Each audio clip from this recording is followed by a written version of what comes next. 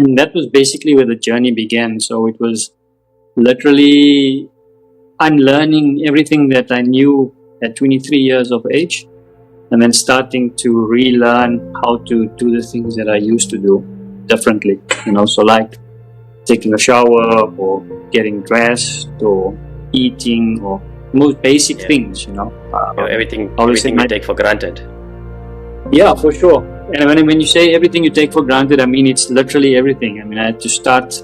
I remember them wheeling me up into the rehab facility. I was up to a tap, and they're saying, brush your teeth. And I know how to brush my teeth in my mind, Yeah, but physically it was a challenge. I couldn't do it. Hi, everyone. Welcome back to Zen and Now. Happy New Year and all the best for 2025. Today, we're kicking off the year with an incredible guest, a life coach, inspirational and motivational speaker, and a survivor of a life-changing car crash. Let's welcome Atish Lala. So let's get ready for an inspiring conversation about resilience, transformation, and the power of perspective. Let's get into it.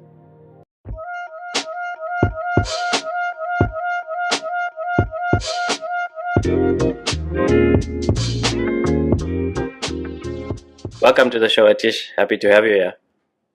Yeah, thanks, Kish. Long time. I appreciate the invite and looking forward to having a good chat with you, man. Yeah, man, we go way back. Sporting days, growing up in Lenasia, south of Johannesburg, in the 80s, 90s, playing ball, cricket, everything. It's been and I just thought, ages. Yeah, it's like, what's it now? Good couple of years, decade or plus? It's at least 25 odd years, I think even longer, since the good old days of Tech Ground, Progress Grounds, Cricket Stadium, Baracha Stadium. So I think you and I always crossed roads on the field more than anything else. And these long-lasting relationships kind of stayed and stick with us, which we're ever grateful for. So it's been good. It's good memories. Good to catch up with you after such a long time. Now that you're all the other way around the world. Yeah, it's so funny how we when we're in close proximities, we don't really reach out, and then when we're millions of kilometers away, we're okay, let's. I guess the universe allows us to do that. Yeah, I know exactly. I guess it's we're a product of evolution in technology. So as much as technology brings us close together from all parts of the world, it also kind of separates us. So I guess it's a double-edged sword. But this is one of the benefits, obviously. And catching up with long-term friends and guys that are all around the world and just at the button away. So it's good to see you. Good to catch up. Always good to conversate and see how things are going on your side of the world. Yeah, and life happens. I mean, for those who don't know, Atish, suffered a horrendous life-changing event, and testament to his determination and strength now to be with us today and actually doing this podcast. Yeah. I mean, it was a tough time in my life. It was a really life-changing experience. 1 second, everything changed. But that's it. Life goes on. You pick up the pieces. You take the support that you get with you, and you move forward. And fortunately, 20 years later now, still here, still able to do podcasts and all these fancy things with everyone, and life is good. Yeah, lekker. That's good to hear. That's awesome to hear.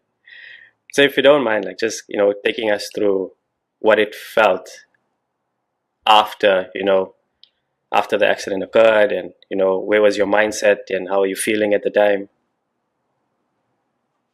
Yeah, look, I mean, I was 23 years at the time, when it took place. So 20 years later, I'm now 43. When it took place, prior to the accident, I mean, who on the cricket field was active, was doing everything, in the gym every day, socially very active, going out, so very independent, very free, and when I use the word free, it's in inverted commas because I thought it was very free. And life was just like a normal type of guy, growing up in Indonesia, lots of friends, lots of social circles. Everything was okay. And yeah, I had this accident as I was coming back from work one day. It was pretty bad. The car flipped from the southbound highway onto the north. And I was rushed to the ICU, Landmed Clinic, which I'm sure you still remember. So Yeah, spent yeah. 10 days there in ICU and 4 months in rehab. And yeah, I mean, that's where I was told, within the first day or two that, I'd sustained a spinal cord injury at the C6, C7 level. So that's literally around this level of the neck, Okay. which means I broke the neck, and the neck kind of pierced the spinal cord. And it was basically paralyzed from that day on, and I'm what doctors would call a C6, C7 quadriplegic. So quadriplegic means, four, which is all four limbs are affected. So I have limited or no movement, from my collarbone down to my feet.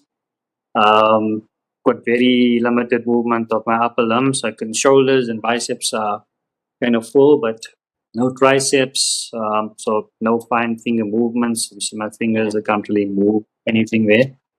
So it was a pretty bad accident, and I was lucky to be alive.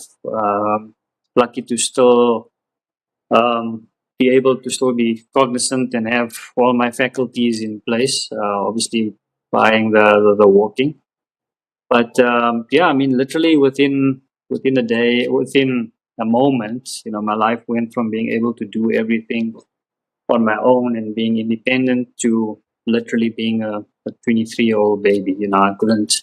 I remember sitting in ICU, not being able to scratch my own head, from all the wounds that I had. I literally couldn't do anything. I couldn't even turn over to the side. And that was basically where the journey began. So it was literally unlearning everything that I knew at 23 years of age, and then starting to relearn how to do the things that I used to do differently. So like taking a shower or getting dressed or eating or the most basic Yeah. things. Everything I always say everything you take for granted. yeah, for sure. And when you say everything you take for granted, I mean, it's literally everything. I mean, I had to start. I remember them wheeling me up into the rehab facility. I was up to a tap, and they're saying, brush your teeth. And I know how to brush my teeth in my mind, Yeah, but but physically it was a physically, challenge. I couldn't do it. I mean, the toothbrush was there, the toothpaste was there, but everything, the way I knew how to do things just didn't work, and that's where the journey basically began. And so you start putting these pieces together, and as the day goes by, as the days go by, you learn to do things a bit better, a bit faster. You get a little bit stronger, but it's a marathon. It's not a sprint, Sprint. And Yeah. yeah, you have to continuously work at it and keep your focus and carry on. And yeah, I mean, 20 years later, and I've achieved everything that they said that I probably wouldn't. I mean, doctors were very blatantly truthful, which I was very grateful for at the time. And I remember when I got into rehab the first days, then group of specialist doctors with OTs and physios, met with my family and I to kind of explain the damage and the injury what I'd sustained. And the conversation was very, in a way, brutal. Mhm. Because they were very honest. It's like you'll never walk again. You probably never work again. You won't drive again. You All will the things probably that need. you didn't want Yeah, to hear. exactly. That's not the things that you want to be hearing at 23 years old when your career is just starting and you're Hmm. just kind of getting into the wake of your life, so to speak. They said you probably need 24-hour support. So someone to be with you to assist you. And I mean, hearing all of that was still difficult to process at the time. There's lots of mixed emotions going on. But yeah, that's tough times, right? And you get through them, and when you get through them, then you build on top of them. And here we are, 20 years later. I think I've conquered all of those things which they said Nice. would not be possible. Even to the extent that I got married 5 years ago. So, things That's which I amazing. thought would just not be possible at all. Um, Yeah. the universe always provides. If you are willing to be open and accept, then it's all will be provided to you. Yeah. So yeah, When that's kind of the journey.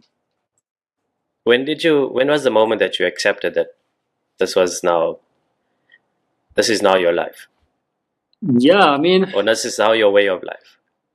new way of life. Yeah, I mean, it's also surreal at the start. I mean, even when I was in ICU, those first 10 days, you're still trying to understand what's happened to you, not knowing where you can feel and where you can't feel. My perception around um, being in a wheelchair or seeing people in wheelchairs was always that just their legs don't work, and that's all that I thought was the extent of people using wheelchairs, a paraplegic or a quadriplegic. So I was Yeah. very illiterate in that.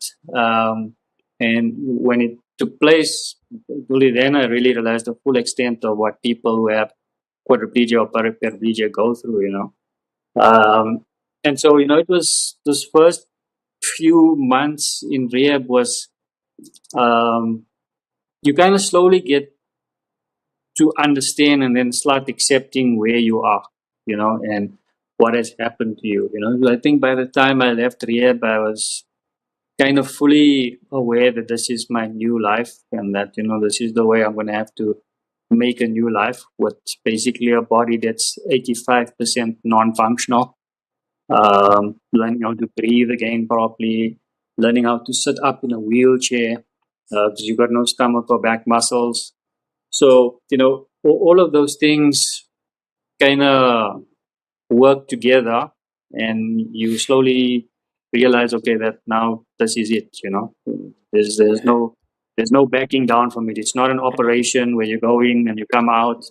This is now lifetime Yeah. Yeah. until maybe there's some sort of cure or something like that. So yeah, I think the acceptance was probably there before I left, which is maybe a good thing because I never dwelled on what life could have been, should have been, and ifs and whats. I just kind of got on with what I needed to do, and that Yeah. was basically putting my life back Yeah. together.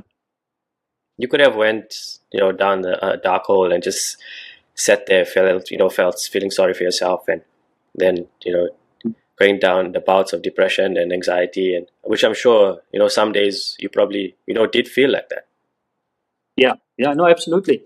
I mean, you go through phases, like I always mention to people who ask me, like, how did you deal with it? And I said, look, I was never depressed through the whole thing of recovery. But I had moments of depression, moments of sadness, moments of fear, sometimes a bit of anxiety, trying to understand how am I going to make a life, where am I going to be in Mm. 5 years' time, will I still be alive, that type of thing. So you go through this roller coaster of emotions, and then you start settling, and then also you have some positive emotions as well. You see the support you get from all your loved ones. You always know your loved ones will be there for you, your family, some friends, but you don't realize the extent to which they'll be there for you. And when the Yeah. accident took place, I saw the full extent, the commitment, the desire. It was like a joint effort of my family, some friends, all of us putting this thing together just to help get me back onto my feet, so to speak. To speak. And, Yeah. that made all the difference. Yeah, I remember. that made I all the remember when we heard the accident, or when we heard about it, and we came to see you in the Kensington rehab facility, right? Yeah, correct. Yeah, Yeah. And I remember, like, you were just fully plastered head to toe, like, yeah, you were yeah, elevated, and we just walked in there with, like, just utter shock on our faces, like, what is this, yeah, and yeah, at the time we thought, okay, he's a fighter, he'll get through it, we'll see him back on the cricket field, or back in mm, life. And then later on we learned that that was never going to be the case.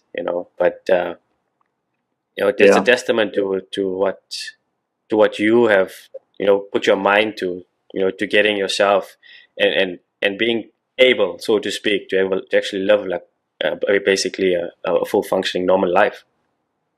Yeah. Yeah. I mean, isn't anything in life, you get knocked down, you go through a rough patch, and I think fortunately for me, I say fortunately because I've had quite a few mishaps in my life, prior to having the accident, which I think in some way or form prepared me for this. And when I say mishaps, it wasn't things that were like normal things that, people or, any one of us growing up in Indonesia or anywhere for that matter would go through. I mean, I went Right. through having an appendix almost burst in school, rushed to hospital, to have it taken out, to firework blowing up in my face on Diwali, to having Yeah, I remember that. encephalitis, you know.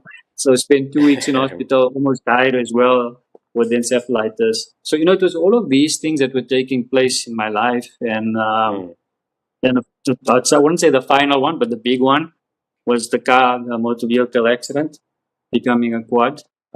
So all of those things, when I look at it retrospectively, in some way or form, kind of built some form of resilience and toughness, mental Mentally. fortitude to carry on to do things. I think if I experienced maybe this difficult thing initially the first time, it might have been very different, So Yeah. all those moments of challenges and adversity and whatever I went through, always kind of I took them as I never initially took them as positives, but after the Yeah, as time accident, went on. they became massive positives, and that was kind of the shift or the positive. That was kind of the turning point for me. Yeah. Okay. Physically, like, I cannot imagine how physically unable you felt at the time, and then going through rehab. What did that feel like? Going through rehab and starting to like use your neurons and motor functions again. Yeah, it was really tough, right, Kish? I mean, you know, you you get into the wheelchair and you don't literally get into it. They pick you up and literally put you into the wheelchair because you don't know how to do that. Hmm. And you don't have enough muscles to support you to actually get you back into the wheelchair on your own. And even when you're sitting in the wheelchair, you're too fearful to even move because you literally, like, the old saying, like a bag of potatoes. If someone just tips you any which way, you fall over because you've got no stomach or back muscles to support you at all. So it started there, the physical challenge of actually just learning to sit in a wheelchair for extended periods of time. I'd sit for sometimes 10, 15 minutes and then they'd need to put me back onto the bed, just to kind of relax, recover and, get my breathing right because your breathing gets impacted as well because you don't have the stomach muscles to support you. So it's You're all of these overexerting. things. Yeah, exactly. So it's all of these things you're trying to cope with, adapt to, and then on top of it, now you start to try and build some of the muscle which you have. Fortunately, I was an avid gymmer. I was in the gym every day, so there was still lots of muscle memory which was there, and I think a lot of that also helped me in terms of the accident to recover a bit quicker than I suppose an average person would have. That wasn't gymming or looking after themselves.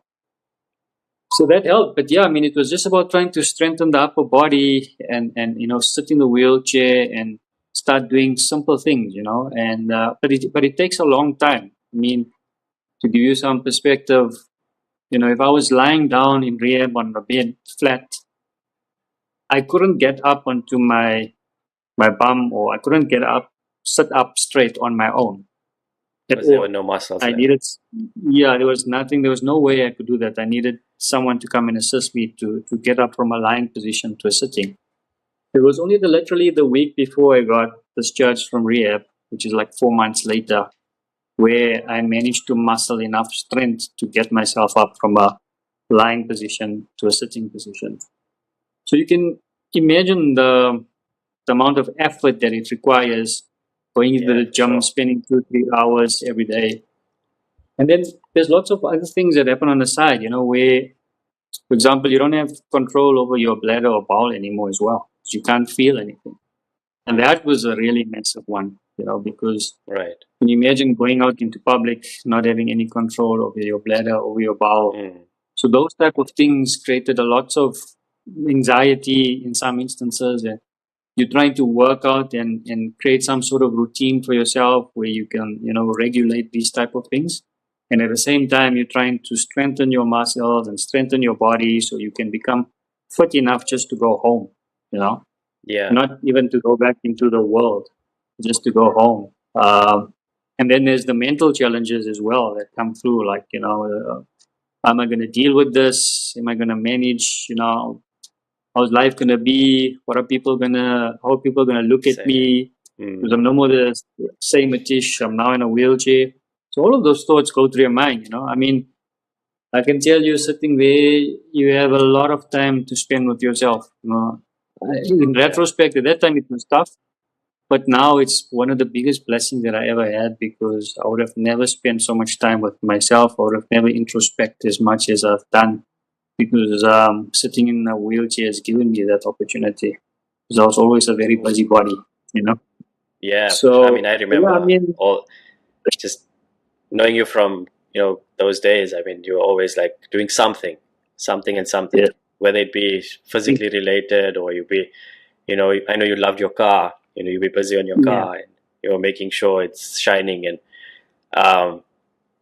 so I can only imagine like because it's scary, like to sit with your thoughts, just sit with it, because we don't 24/7. I mean, we were always, both of us, we were like very active. We never had a chance just to sit and think about things. We were always busy, and like to sit with that and understand exactly what am I going through right now is also, it's a scary thought, but like you said, now that in retrospect, you look at it, it's just a blessing and the best thing that could ever happen to you in retrospect of it. Yeah, no, absolutely, so I always say it's the day getting confined to the wheelchair is probably the toughest moment of my life, but it's also been the biggest blessing of my life, and if people ask me, would you change anything? I'd only change things if I know the things that I know now, and it's probably wouldn't have happened if I was able.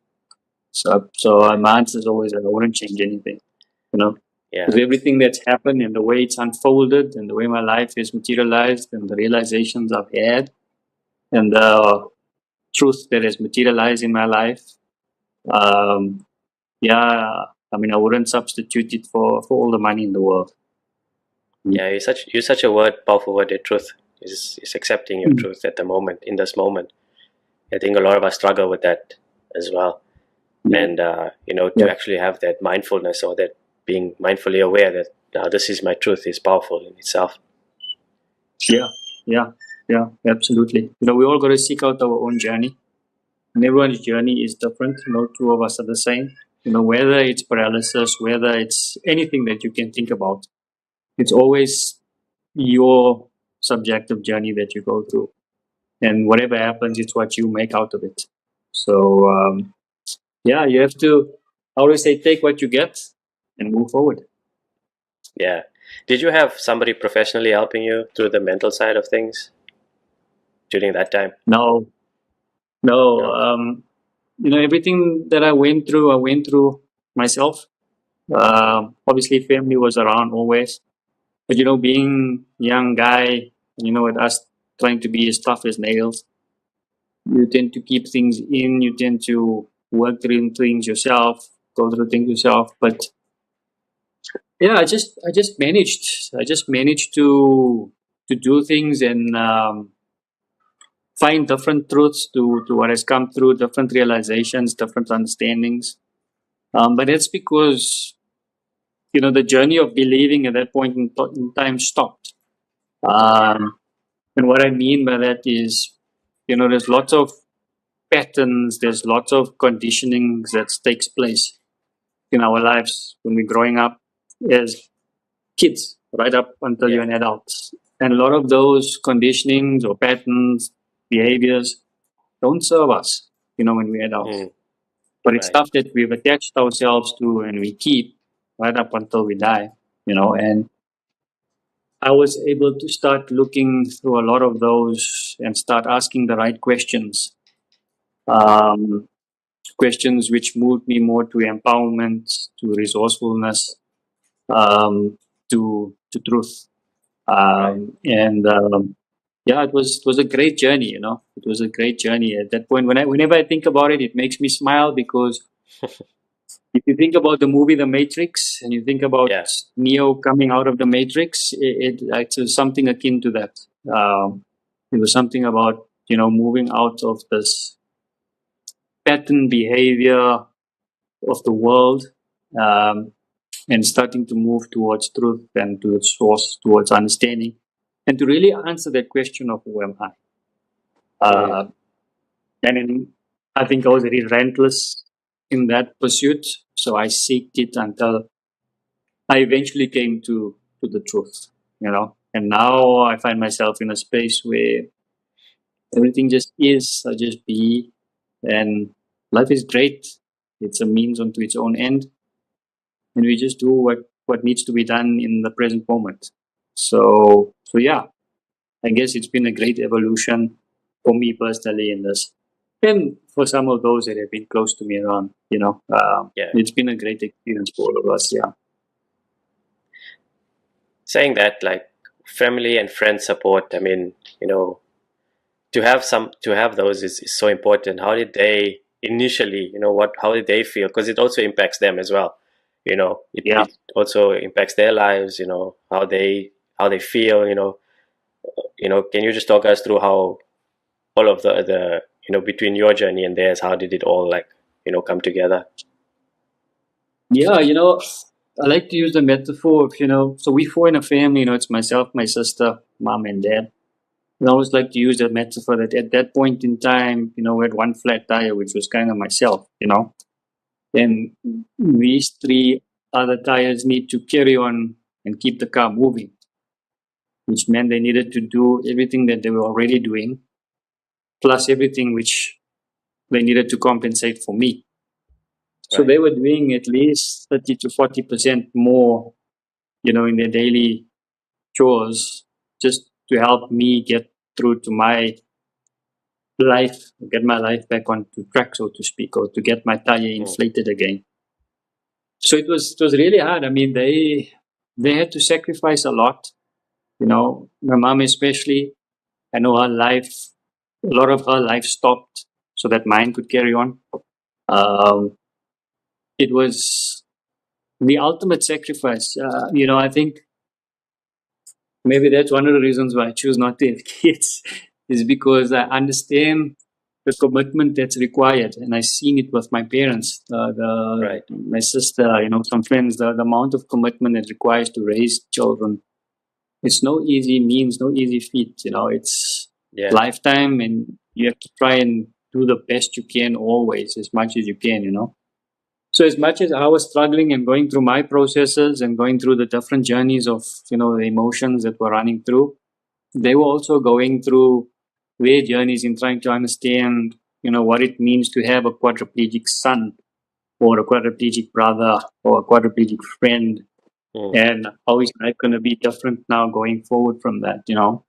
But I must say the support was just unbelievable. I mean, till today, I always say it would take lifetimes for me to pay them back, and they were there through thick and thin, through the worst moments, through the best moments, but they never left my side. They were always there. I could always count on them. And being in a rehab facility for 4 months, you get to see a lot of other families going through similar type of issues that we were going Yeah. through.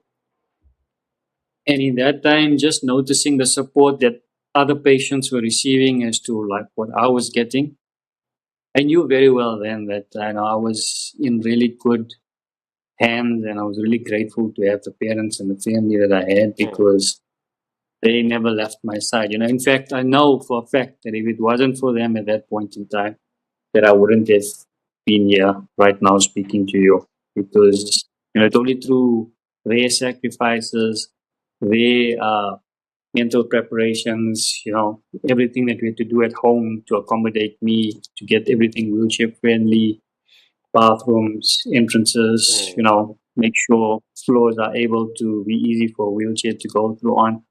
I mean, they did all of those things, without a blink of an eye. And I'm ever so grateful. I'm ever so grateful, and the universe has only been kind to me. It's been that. And as I said, I've dated my wife, and she was my girlfriend 10 years ago, my wife 4 years now. Mm-hmm. And she's come into my life, and it's been, even more support. So everything is there. The universe always provides, and that's been something for me that, it's hard to explain or put it in a word, but I think the only word that encapsulates everything is grateful. Extremely grateful. I think also your mindset and putting it out there in the universe to say that you didn't dwell on your situation. You wanted to make a positive life, regardless of where you were. And I think that's where the universe answers us back and gives us that strength and that guidance to get through the challenges or whatever we're going through at the time. We might not see it physically, but spiritually and energetically, it's there. So what we put out in the world, how we see our current situations, we can either look at it as a negative and dwell on it and not do anything about it, or we can say, okay, I'll take what you're telling me and try and better myself going forward. Yeah, no, absolutely. I mean, it's that thing. Heaven and hell are no locations. It's not when you die and you go to heaven or you go to a hell. Heaven or hell is the chemistry you create within yourself. Right now in the present moment. And I think I had some hellish moments when I was going through some of the news as I was going on. But for most times, I was just trying to keep myself in a space of not knowing so that I can constantly learn to move forward. And I think that helped me a lot. My attitude towards healing myself and getting myself to a point of just being ready to integrate into society again and being able to become independent in some way or form was the main goal for me at that point in time. And I think, my parents, my friends, my girlfriend, wife, all of them supported me in that journey. I think it's exactly as you say, that if I didn't put that out, if I didn't put that energy or attitude out there, then it wouldn't have come back. So something for the listeners is remember that your world that you see out there is just a projection of what's inside or what's within you.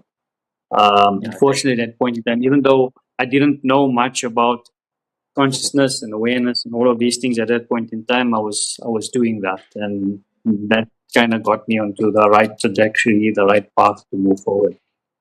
Yeah, I think also that being on the sports field, I think, helped us in a way, so to speak, because we were looking at ways to win a game or try to improve ourselves by training every week, the entire week, just to perform on the weekend, just trying to better ourselves. But subconsciously we were training ourselves to put positivity out there. Yeah, no, 100%. I think any team dynamic that you're in, you automatically understand that you're one of the cogs in the chain, and that you have to work together to kind of get you moving forward or to get the team to where they need to be in some way or form. And that requires discipline, it requires dedication, it requires you to have this innate self understanding that you can do it, that it's possible. Mm-hmm. So, and I think I used some of those same principles, that we use on the field. Never give up. You ain't over until the last ball is bowled. You're always hopeful that the next ball is going to bring you a wicket. You're always hopeful that you can steal the next run. So I think it was like that as well. Is that today I'm 2 steps back, but tomorrow I'll be maybe 3 steps forward. So there was never a moment in time where it was just complete doom and gloom. But I think the processes that we implement in our general lives for sport, whether it was cricket or soccer or the gym for that matter, all of those things built. And that's why when I look at the injury that I sustained, at the time I sustained it, the way everything happened, it's just everything happened, this is this divine timing word that people like to use. It was kind of like that because Yeah. even though it was like the worst thing that could happen, it was still one of the greatest things that happened to me. And I think So you can have that sometimes it's perception about, yeah, the sometimes it's worst moments destiny, in your right? life. Yeah, I mean, you create your destiny in some ways or form as well. I mean, I suppose it depends in which way you look at life or how you approach your life, but you have to take responsibility. You have to have the ability to respond, and if you don't, then it becomes that much more difficult. And I think it would have been that much more difficult not only for me, but for everyone in my family around me and everyone in my close circle that was there for me at that point in time. Yeah. So it's hard enough that you're going through a difficult situation. Just don't make it more difficult than what it is already. And Yeah. I try to love my life that way now.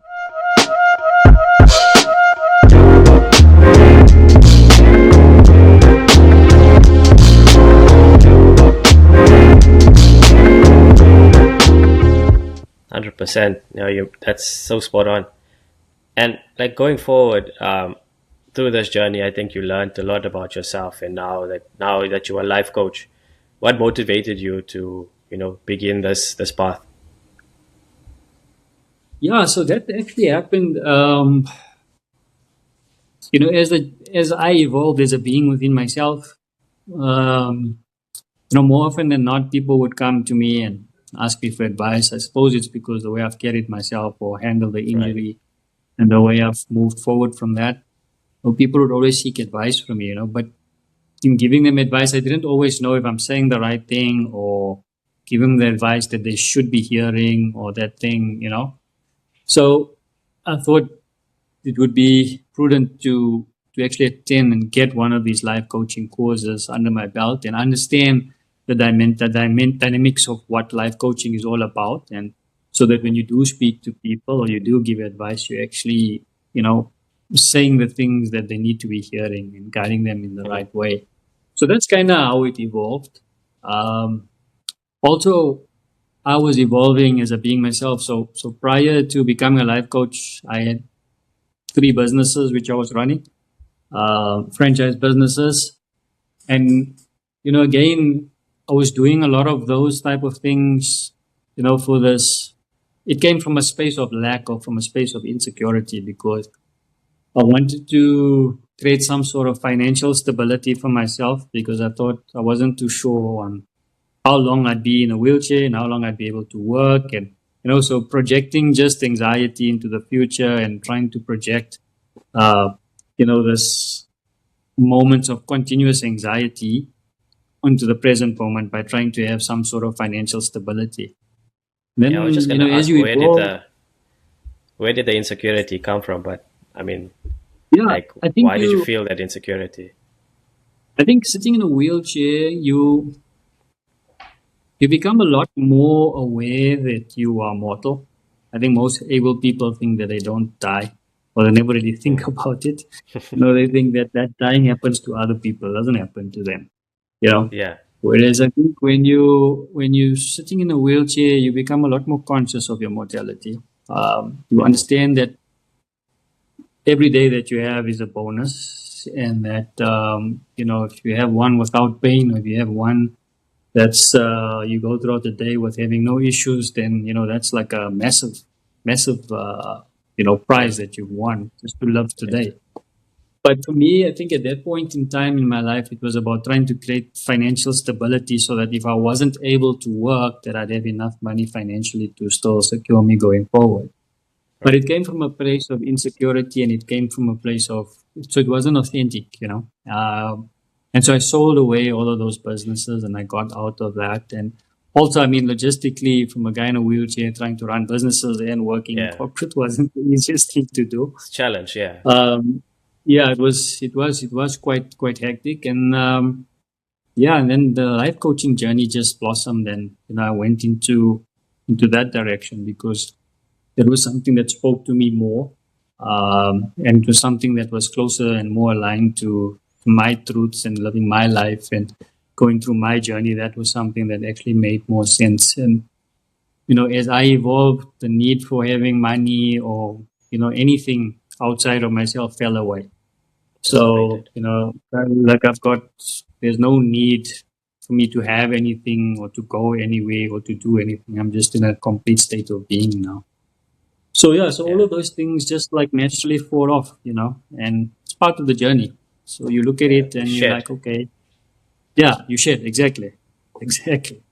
Exactly. And yeah, you detach from the things that you no longer require, or the objects or the relationships or whatever it may be, and you just sit in the state in your stillness, and that's where I find myself more often than now. So even coaching and speaking, for that matter, I mean, I do them, but it's only when I'm approached. If someone really wants Yeah. assistance or someone really needs to move from a paralyzing state to a possibility, then I'll assist. But I don't actually go out advertising or anything. Or it's like this podcast when you reached out and I said, yeah, that would be fun. But yeah, I just find myself always in a state of just now being all the time. And Yeah. yeah, I have a fun time with myself. Now, thank you for accepting my invitation. I think these kind of conversations, like somebody, we might not see it, but it might reach somebody who's actually, requiring, this guidance in this moment in time. And it's just Yeah, about, that's why I also created this platform, is just to help others out there, knowing that, sometimes they feel alone. They feel like they're the yeah, only ones going through it at that moment in time, or this moment. yeah, And it just makes somebody feel so much, it gives them a little bit of peace. Not all of it, not totally, but it allows them to, like you say, accept and start to understand their truths. yeah, yeah. No, absolutely. I mean, it's like you said, someone might. I think they always do. If it reaches one person, then it's done what it's supposed to do. In my Hmm. experience, these type of, and that's why we were speaking offline, and I was congratulating you and telling you how awesome this is, because there's so much more that we need to move. I wouldn't say we need to move, but people are in such states of unconsciousness that hopefully platforms like this help them move a little bit more towards a level of consciousness and essentially towards their truth. you know Yeah. um, in whichever way they do it, that's great, but you created a platform for another way for them to do it. So yeah, so great on you for Thank you. this. I appreciate that. Thank you. Your core philosophy, like, I think, forgive me if I'm wrong, but I think your core philosophy is living truthfully. Is that right?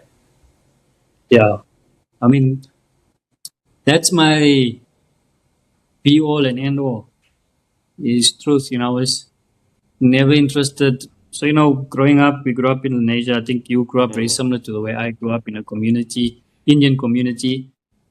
And, in our communities, we grew up predominantly, Hindu,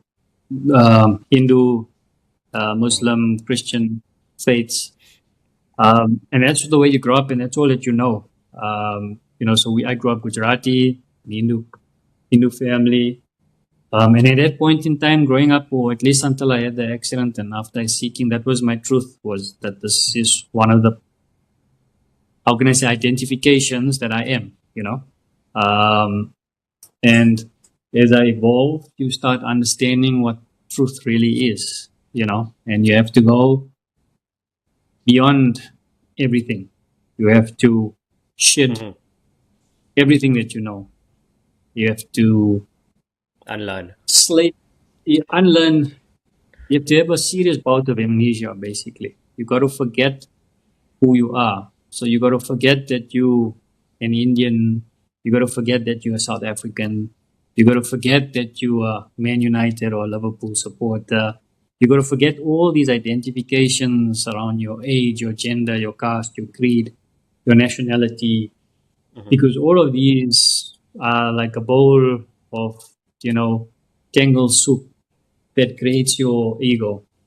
And you function primarily, your patterns and behavior function out of this ego.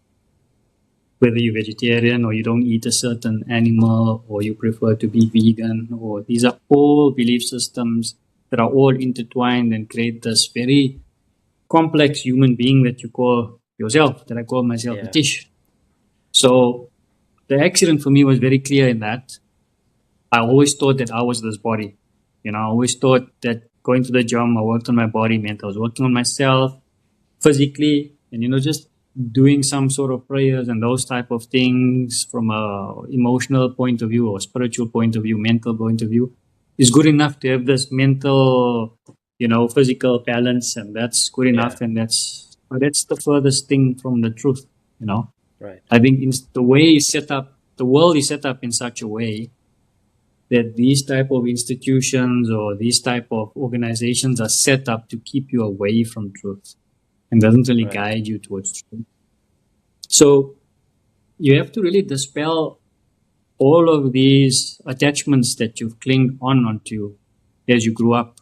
We've all lost our innocence. Yeah, for sure. You have to be as innocent as a baby, and start from there. And that's what I did. It was a journey, and I only was concerned of knowing the truth. And once you touch it, once you experience it, then you could never be the same being again. You could never be the same human being again. It's something that's beyond everything. And that's why I'm so grateful for living this life, living this experience, because for most people, definitely for me, it's only pain that breeds some sort of seeking. When things are not painful enough, we stick to our same habits, we stick to our same routines, we stick to our same behaviors and patterns.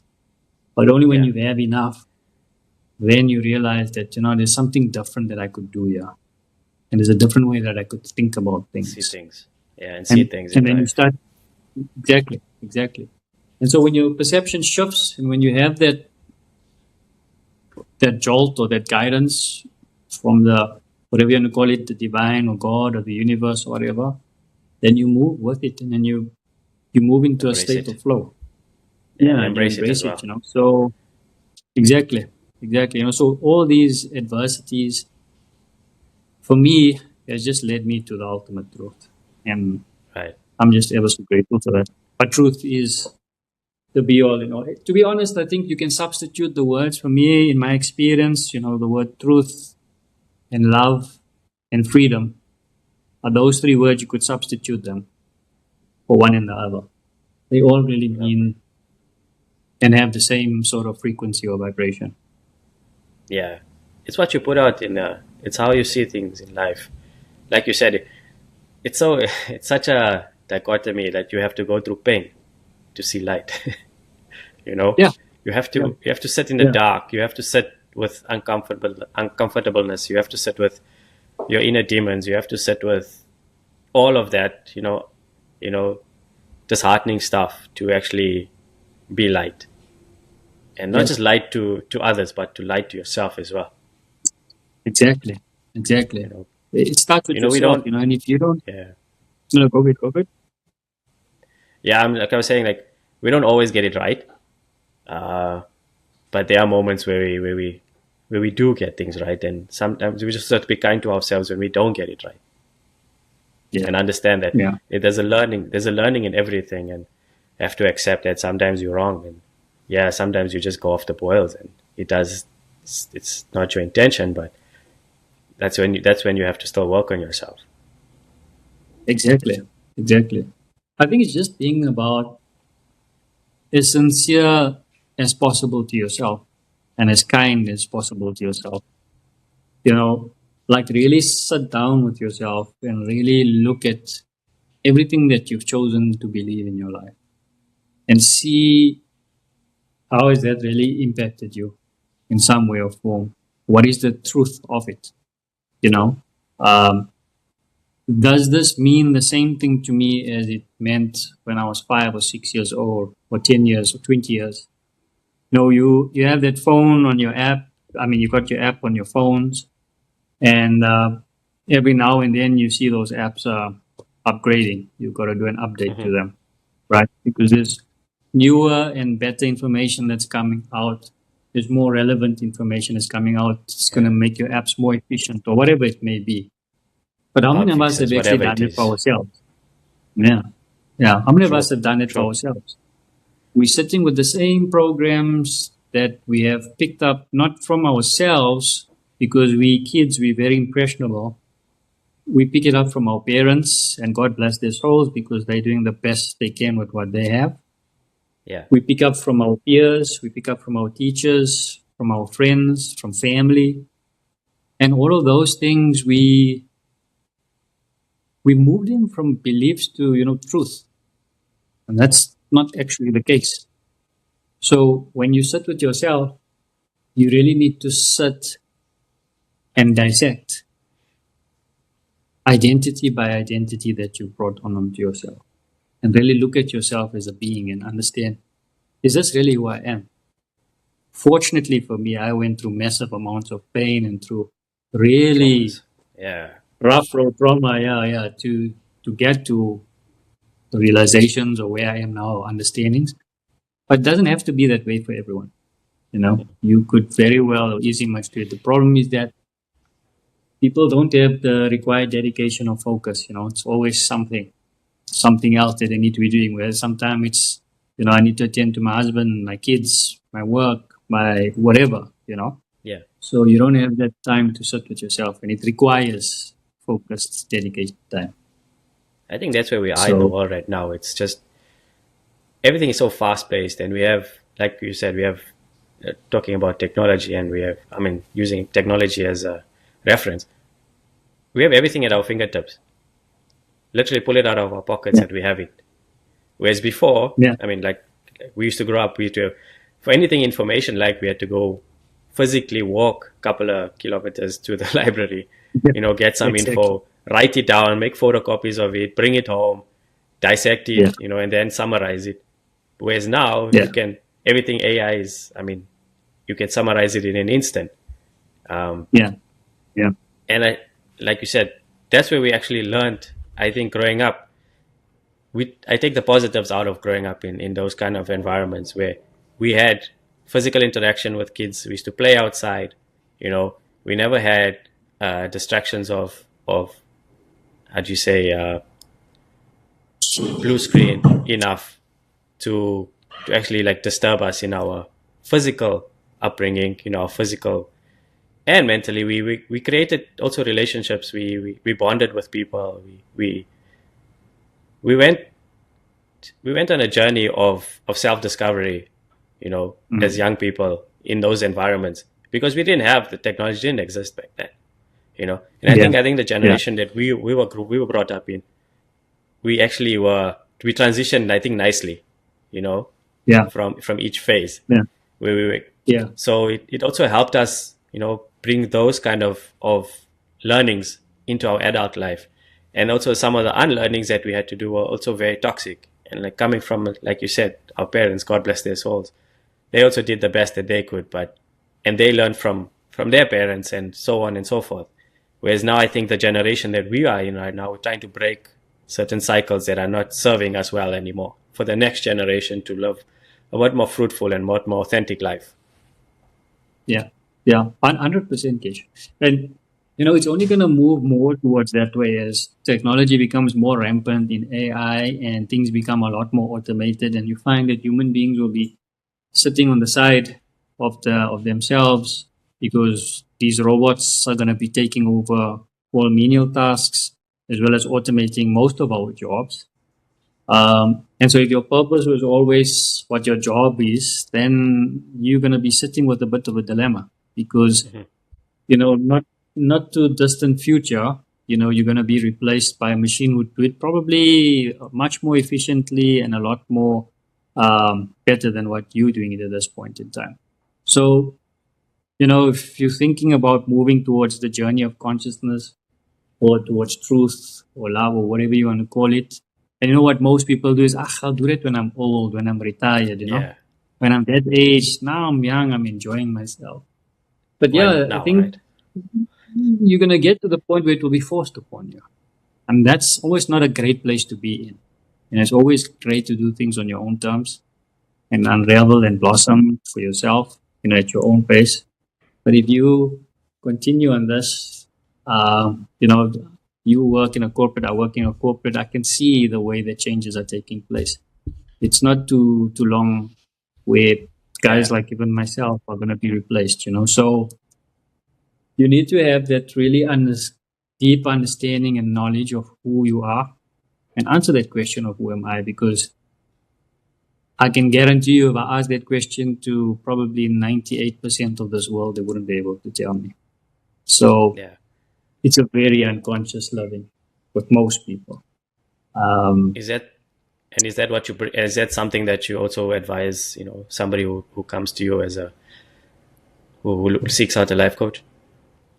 Not really. I mean, people come with different sorts of challenges or, some sort of adversity that they're facing in their life, maybe spiritually, maybe financially, maybe with their health, could be anything, that what you and I were talking about is a personal thing that needs to happen or blossom from within. Of course, it's always much easier to have a coach or a guru or someone to help guide you.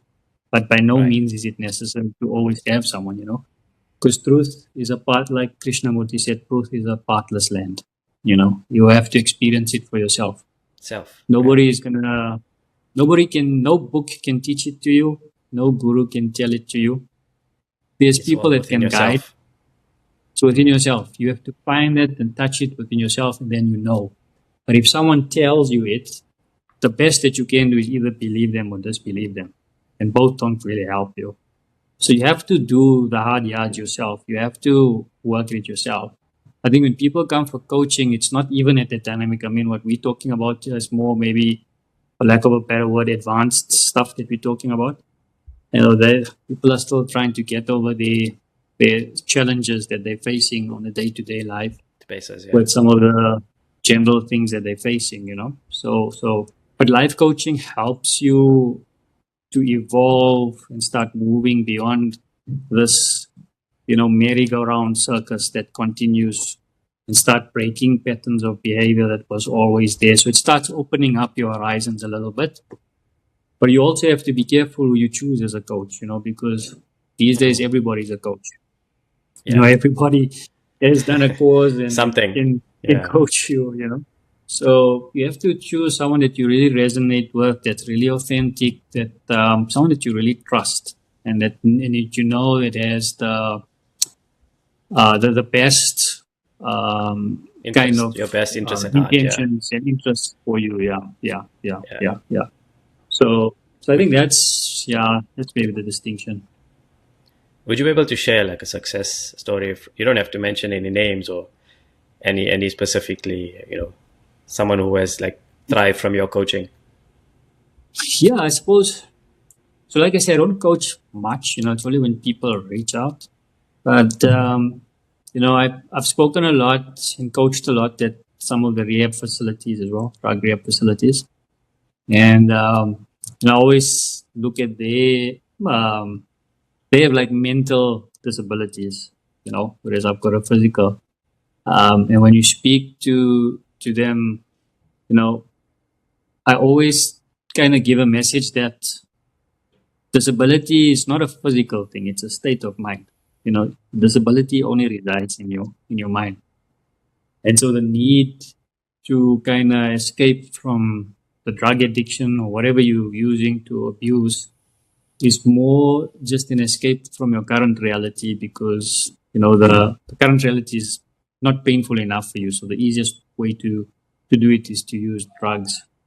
And so I've had some great feedback and stories of recovery from a lot of the guys that were going through some tough instances. A lot of them, when they reflect back on the reasons for why they use, because that's one of the most important questions is to ask like why you're starting to use, why you're actually using it, and then they come to their own realizations and they come to their own understandings.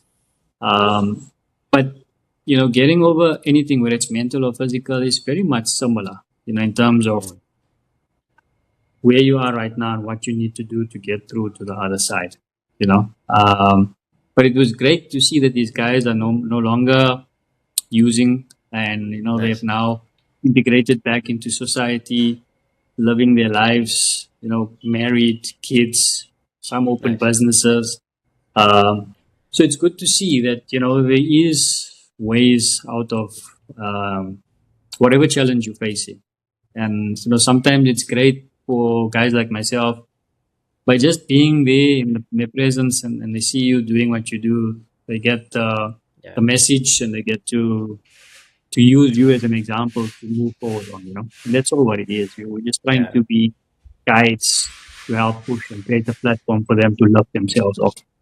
So, I so think yeah, they those are also some of once them. they see you, I think once they see you in physical form and like understanding and learning what you've been through, I think Yeah, with something, yeah, and like a light bulb goes off in their head because they feel like, yeah, oh, this guy was on deathbed. He was basically, like you said, a yeah, potato, and now yeah, he's here speaking to us. Like I can do it as well.